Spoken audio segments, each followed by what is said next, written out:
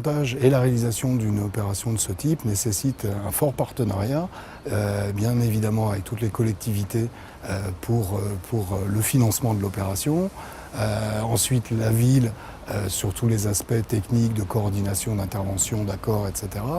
Et ensuite, tous les intervenants techniques qui sont classiques dans l'activité de la construction ou de la réhabilitation, maître d'ouvrage, maître d'œuvre, coordonnateur santé-sécurité, coordonnateur technique, et entreprise bien sûr, donc tous les intervenants classiques à l'acte de construire. L'État aujourd'hui dit j'ai les moyens pour faire des maisons relais, mais je n'ai pas suffisamment de projets, surtout sur l'Île-de-France, du fait du coût du foncier.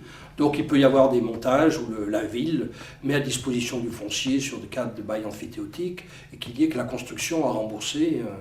Voilà. Enfin, il y a des montages, mais ces montages, on peut les étudier. Les bailleurs sociaux ont une longue expérience par rapport à ces montages. Nous aussi, nous l'avons. Donc, c'est des projets que nous pouvons présenter aux communes et pas laisser les communes toutes seules à se débrouiller avec ce montage qui sont quand même assez complexes, avec des financements qui viennent de sources très différentes, avec des grilles et des dossiers très différents les uns des autres. Le challenge, c'était de dire cette maison fait partie du patrimoine de Fontenay-aux-Roses. Et à ce titre, la mairie, plutôt que de faire une opération logement neuf, dit bon voilà, il y a une mémoire, il y a une trace, conservons-la, rénovons-la et faisons-en des logements pour les plus démunis. On a essayé de tendre vers un bâtiment propre, donc comment on gère le chauffage, comment on gère l'électricité, comment on gère l'eau chaude. Donc c'est vrai que la point solaire là-dessus nous a bien aidé, parce que c'est vrai que près de 40% de l'eau chaude sanitaire est produite par le solaire. On a vraiment un bâtiment très très bien isolé, avec du chanvre, avec des briques creuses, enfin quelque chose qui a été assez costaud, au niveau des fenêtres aussi. C'est tout un ensemble de choses qui ont permis de faire, je pense, la réussite de ce bâtiment. La multiplicité des partenaires et la nécessité d'arriver à des équilibres raisonnables fait que si on n'arrive pas à ces équilibres, on finance moins de logements. Le problème, c'est que chacun s'y mette, chacun participe à ce financement. La politique du Conseil général, d'ailleurs des pouvoirs publics en général, c'est de financer toute la chaîne pour répondre à la diversité des publics et à la diversité des situations. Parce que si on ne finance pas toute la chaîne, alors on a des blocages.